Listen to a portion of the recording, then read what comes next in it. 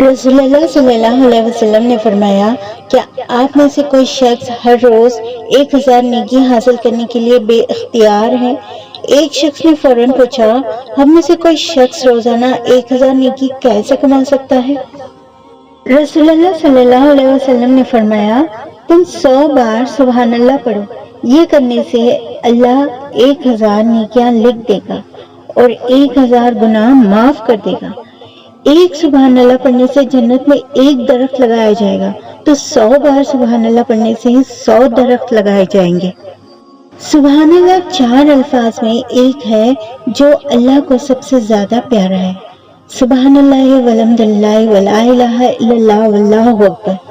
بہت لوگ ہوں گے جو ایک نیکی کی کمی سے جنت میں داخل نہیں ہو پائیں گے۔